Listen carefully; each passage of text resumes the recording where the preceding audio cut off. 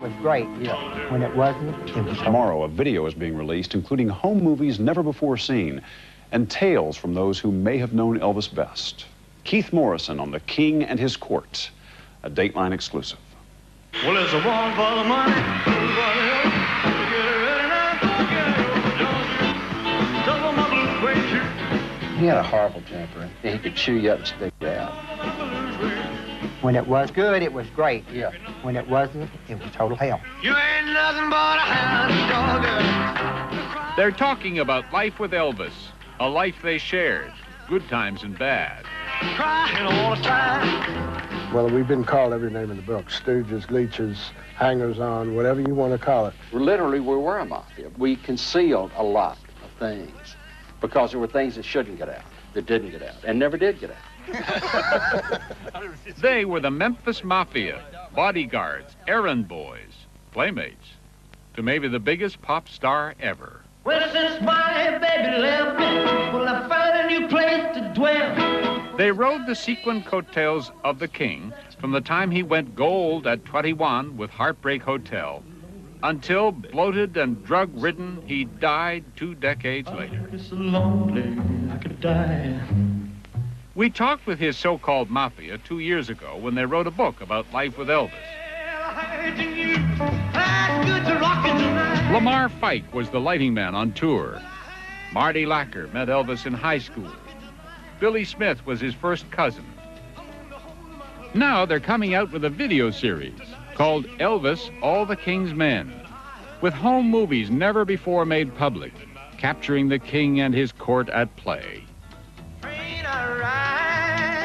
They say Elvis lived in a world of make-believe, pretending at times to be a doctor, a super spy, or a cop.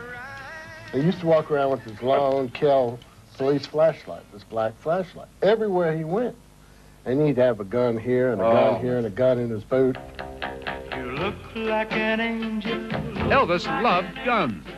Lamar Fike says Elvis used to make them all wear guns. And sometimes their games were rough. He whipped out a 44 short barrel Magnum and put it it must have been 2 inches from my nose. And I could look right inside the weapon. And he just put the hammer back. He said, now, who won the argument? I said, you have definitely won it.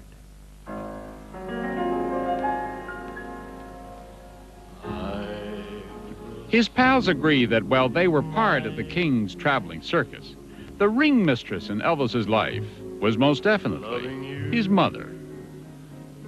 He was an only child. His whole life revolved around her. She was the leader of that family. She kept it together. She did all the work. She was always there when he needed her. He lived in what is commonly known as a shotgun house. It's just basically one room. It's like a trailer. And that's what he grew up in, with one bed in a house. When his father got in trouble and unfortunately had to go to prison, it was just him and his mother. And so he naturally they each slept with each other. They, you know, for comfort, for security. Are you lonesome tonight? Elvis's sleeping habits were, to put it conservatively, strange. Elvis came in our room and went to bed in our bed with me and my wife. Now, how do you take that? Do you take it literally, or you just say, well, you know, the man was scared. He had a bad nightmare. He got up and came to our room, went to bed. As for the other person in the bed, Billy Smith's wife, Jo, she was one of the few women to become a permanent part of the inner circle. She says she became a kind of talent scout for the King at Graceland, screening the girls who lined up for a private audience with the King. One big thing he had was clean fingernails and clean toenails. If they have dirty toenails, get rid of them. If I said they looked okay or they looked good, then he would say, you know, it's like the spider waiting upstairs, you know, and bring her on up. The sideshow was gritty and funny and seedy and sad. But the real show was something else. It's hard to realize how big Elvis was. 50 singles, 61 albums went gold. Even now, the highest number of gold or platinum awards of any artist, group or solo, living or dead. His movies made almost $200 million at a time when $1 was $1. I'm all shook up. Just as his career was skyrocketing in 1958, the Army called, and Elvis answered. There he was, getting a haircut, in uniform. Of course, it was a little different for Elvis. When he was sent to Germany, the Mafia went with him. And the girls, there were girls there too, which didn't shock the boys until, as Lamar tells it, They brought her over. She had a little, like a midi blouse on, and her hair was almost like in ringlets like this. And she walked in the room, and I couldn't even clear my throat. I went, my Lord, I turned around and I said, she's really young. Well, we found out she was 13 years old. We all went into panic. Elvis thought when they turned 18, they should go on Social Security. you know who he's talking about, of course, the very, very young Priscilla Beaulieu. Elvis was smitten. By the time she was 17, Priscilla was installed at Graceland. They weren't married. Of course, Elvis wasn't home all that much. Recording dates, nightclubs, Hollywood. The movie was Viva Las Vegas, and according to Marty Lacker, when Elvis met his co-star, he met his match. They go out motorcycle riding together. They do a whole lot of other stuff together that, they both enjoyed. I mean, there was that electricity between them, because you could tell that they were two strong people. She was the one woman that he said, okay, fellas, get lost. We're going to be together. She was, if you don't already know, Anne Margaret. And it didn't take long for word of the romance to get back to Graceland and Priscilla, who decided to turn herself into an Anne Margaret clone. And she would try to do the dances like Anne Margaret did on Viva Las Vegas, and she did her hair the same color, and she got a pink motorcycle, and, the whole works. It's now or never. But there was something about Elvis Aaron Presley. With all the glitter and all the showbiz stuff, he was, after all, from Tupelo, Mississippi, small town, and, well, admirable. In the end, he honored the promise he made to Priscilla's parents. He didn't need to be married. He was not the type. He should never have been married, ever, and not tied to any one person. He had a favorite saying, never take a sandwich to a banquet. And that's the way he looked upon that whole situation. I was the one who told her to kiss. Lisa Marie Presley was born 9 months after the wedding. And in the early years, there were some good times, as these home movies, never before seen, show. But marriage and fatherhood didn't domesticate Elvis. He spent most of his time on the road with his buddies and the camp followers, until after 4 years of marriage, his friends say Priscilla had an affair with Mike Stone, a karate expert, and moved out of Graceland. It killed his ego.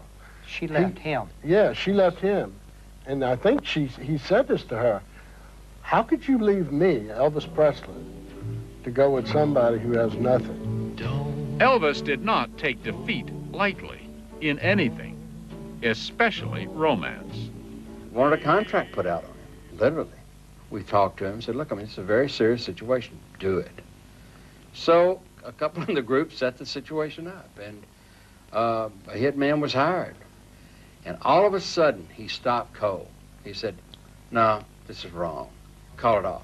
So we made a call, because a guy was standing by in a phone booth on Sunset Boulevard, ready to give the guy the order. And they stopped it that day and they sent the guy back. That never, ever would have happened. I think when he did it, the pills were talking. He'd been up for like 5 or 6 days. He was out of his mind. He was loaded. And he snapped.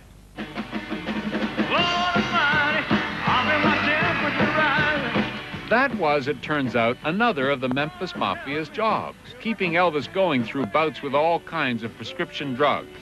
For a while, it worked. He looked fine when he did this televised concert from Hawaii in 1973. The audience? An estimated 1 billion viewers. That's B, as in billion. Elvis was really nervous about this whole thing. So he cleaned up. He went and laid out in the sun and got a good tan. He went on a diet and lost a whole lot of weight. But Elvis missed the buzz, and his friends say he would do anything to get his pills, even mutilate himself to get painkillers. He's got his foot on the examining stool, and there's a hole as big as a quarter. He was digging in his foot, and he looked at me and he says, I ought to get some good stuff with this. When the pill taking got very bad and Elvis became bloated and incoherent, they tried to fool him. We even got down one night and filled his pills with sugar to make sure that he wouldn't get them. His body was just no longer going with him. I mean, he had problems. He had a twisted colon. He had a liver disease. And his friends say he was bored and brooding about the past, including Priscilla. The new video includes rare audio tape of a rambling, bizarre conversation between Elvis and his former bodyguard, Red West, who talked to him about his drug use and failed marriage, finally telling him quite bluntly that he was messed up. He was so wrong on one thing, and listen, don't get paranoid. I am not up, by no means. On the contrary, I never been in any better condition in my life. You know, I went through a divorce, you were there. Yeah. What I'm saying... That wedding thing, that wedding thing. It was staying there overdone real so quick till I realized I was married. Oh, yeah. And he became more and more strange. According to his former pals, he wasn't even bathing regularly, relying on pills that people often take for medical reasons to reduce body odor. I wonder if you're lonesome tonight. By June 1977, when Elvis performed his last recorded concert, the wild ride was just about over. Plus tax. The hardest thing was to watch it, and you watch him change, and you just want to slap him. You just want to shake him, because he had the most beautiful voice I've ever heard in my life, and he wasted it. Honey, who am I talking to? 2 months later, the mama's boy from Memphis burned out. They say now he died of a massive heart attack, brought on, no doubt, by a variety of ailments and those years of hard living, of pills, and of just being Elvis. Once he dreamed of making it big, and he did.